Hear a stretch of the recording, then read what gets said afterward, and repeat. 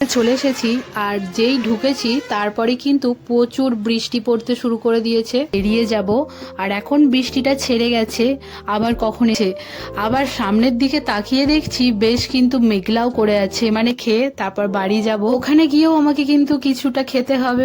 আজকের ভিডিওটা শুরুর থেকে শুরু করা যাক। এখন মোটামুটি 6টা বেজে গেছে, স্নান টান করে এখন এই যে জব করছি। আর এই ছাদে কত সুন্দর আমাদের এই মাঠের যে হাওয়া, এই মাঠের হাওয়া দিচ্ছে। আর এখানে আমি এখন জব করছি ঘুরতে ঘুরতে, বেশ ভালো লাগছে। আর জব এমন একটা জিনিস যেটা মন দিয়ে না করলে কিছুই ফল লাভ হয় না। আর ওই শুয়ে গড়িয়ে জব করা খুব একটা আমার পছন্দ নয়। অনেকেই মানে 16 মালা কমপ্লিট করতে হবে এটা ভেবে শুয়ে গড়িয়ে গান শুনতে শুনতে এসবভাবে অনেক রকমভাবে জব করে, কিন্তু ওইভাবে আমার জব হয়ও না আর আমি করতেও চাই না ওইভাবে। যতটা মনটাকে ভগবানের দিকে দেওয়া যায় সেইটুকু চেষ্টা করি।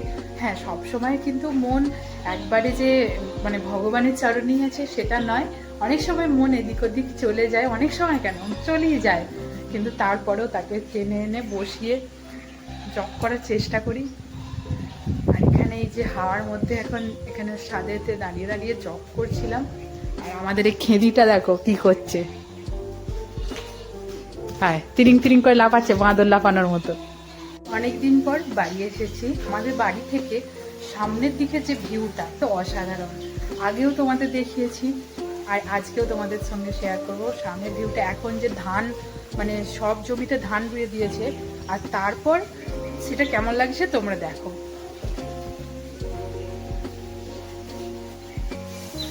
শুধুই সবুজ আর সবুজ। আমি মাঠে গিয়েও একদিন দেখাবো, আমার এটা খুব বেশি ভালো লাগে। কাদের গ্রাম ভালো লাগে আর কাদের শহর ভালো লাগে সেটা কিন্তু কমেন্টে অবশ্যই আমাকে জানিও। আমার কিন্তু প্রথম থেকে গ্রামটাই পছন্দের। আমাদের জানালা খুললেই ঘর থেকে একদম পুরো এইরকম মাঠ দেখা যায়, আমাদের পুরো মাঠের ধারেই বাড়িটা। আর তোমাদের এর আগেও দেখিয়েছি, আর আমার এই মাঠ দেখতে সত্যি খুব ভালো লাগে। আর একটুখানি পরেই যাব ব্যাংক, ব্যাংকে যাব কারণ একটু দরকার আছে, কাজ আছে, কাজটা মেটাবো। ব্যাংকে চলে এসেছি আর যেই ঢুকেছি তারপরে কিন্তু প্রচুর বৃষ্টি পড়তে শুরু করে দিয়েছে। দেখো পুরো গাড়িগুলো স্নান করছে বৃষ্টির জলে। সত্যি কথা বলতে একটুর জন্য বেঁচে গেছি, না হলে বৃষ্টিতে আমরাই ভিজে যেতাম। খুব তাড়াতাড়ি ঠিক সময়ে একদম এখানে চলে এসেছি। এখন যাব উপরতলায়, কারণ উপরতলাতেই ব্যাংক, ইন্ডিয়ান ব্যাংক, আর ব্যাংকে কিছু টাকা তোলার আছে। ব্যাংকের ভিতরে গিয়ে আমি তো সেইভাবে ভিডিও করতে পারবো না। আর চোখে আমার যে কি পড়েছে আমি নিজেও জানি না, প্রচণ্ড অসহ্য একটা ব্যথা লাগছিল, তো সেটাই ক্যামেরাতে দেখে বার করে নিলাম।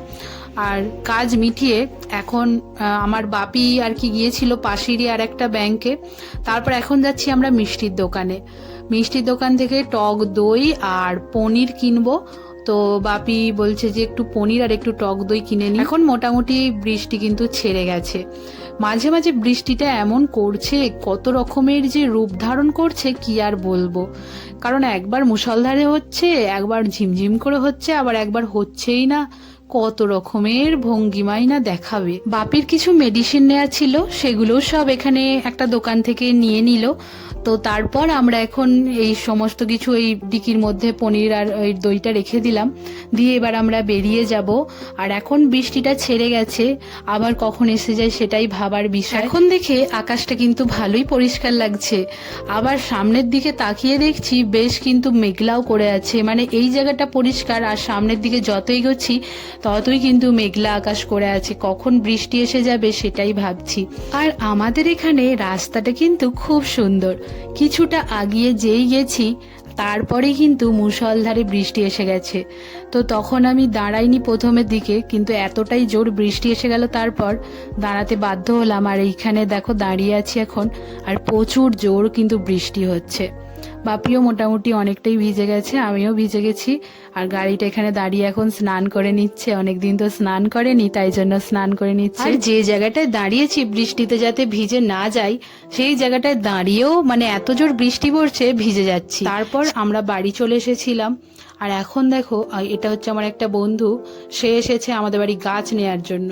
মানে আমি বাড়ি থেকে এনেছিলাম, মানে আমার শ্বশুর বাড়ি থেকে এনেছিলাম কটা গাছ, আর এখানের বাড়িতেও কটা গাছ ওর দেখে ভালো লেগেছে, তাই ও নিজেই উপড়ে নিল আর নিয়ে সেগুলো ব্যাগে করে নিচ্ছে। আমাকে ভিডিও করতে মানা করছিল, তারপর গাছ টাছ নিয়ে সে বাড়ি চলে গেল। আর আমি এখন চলে এসেছি আমার পিসির বাড়ি। আর এই পিসিকে তোমরা আগে আমার ভিডিও যারা দেখেছো বা রেগুলার আমার ভিডিও যারা দেখো তারা অবশ্যই এই পিসিকে চিনতে পারবে। এই পিসির বাড়িতে কিন্তু গোপালের রান্না হতো। পিসি কিন্তু নিজের জন্য ভাত বাড়ছিল, আর আমি চলে গেছি বলে বলছে আমার কাছে দুখাউল খেয়ে তারপর যাবি। একজনেরই কিন্তু এখানে ভাত রান্না হয়েছে, তারপরেও পিসি নিজের থেকে আমাকে খাইয়ে দেবে বলছে। আর এটাই ছোটবেলা থেকে করে এসেছে, নিজের কথা না ভেবে মানে যা কিছু পেত আমাকে আগে দিয়ে দিত, মানে আমাকে এতটাই ভালোবাসে।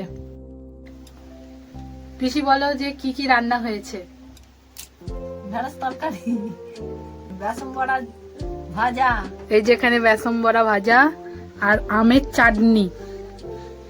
আমি তো কিছু রান্না করতে পারি না, যা রান্না করি তাই খাই। কোনোদিন আলু ভাতে হচ্ছে, কোনোদিন ঢেঁড়স ভাতে, কোনোদিন কচু ভাতে। গোপালের জন্য তখন রান্না করতাম, কোথা থেকে গোপাল যে জোগাড় করে দিত। 5টা-6টা রান্না হচ্ছে, ডাল, সবজি, আলু ভাজা, বেগুন ভাজা, পটল ভাজা, চাটনি, আর এখন সোয়াবিনের তরকারি। এখন গোপাল নাই বলে গোপালও জোটায় না আমাকে, আর আমার খাওয়া হয় না। পিসির কাছে না খেলে পিসি আমাকে ছাড়বেও না। আর আমারও পিসির রান্না সত্যি খুবই ভালো লাগে, তাই আমিও মানে নিজের লোভ সামলাতে পারলাম না। আর আমি 1 খাবল 2 খাবল খাবো বললাম, কিন্তু আমাকে পিসি 1 খাবল 2 খাবলের জায়গায় অর্ধেকগুলো ভাত খাইয়ে দিয়েছে। আর পিসি অর্ধেকগুলো খেয়েছে, তারপরেও বলছে খা খা। মানে 2-3 খাবলেই অর্ধেক ভাত, দেখো না কত বড় বড় মানে হাতে ভাত তুলছে, বলছে খা খা। আর এখানে পিসির বাড়ি থেকে খেয়ে তারপর বাড়ি যাব। ওখানে গিয়েও আমাকে কিন্তু কিছুটা খেতে হবে ভাত, কারণ আমার ওখানে মায়ের আবার না হলে খারাপ লাগবে। আজকের ভিডিওটা এখানেই শেষ করছি। হরে কৃষ্ণা, হরি বল।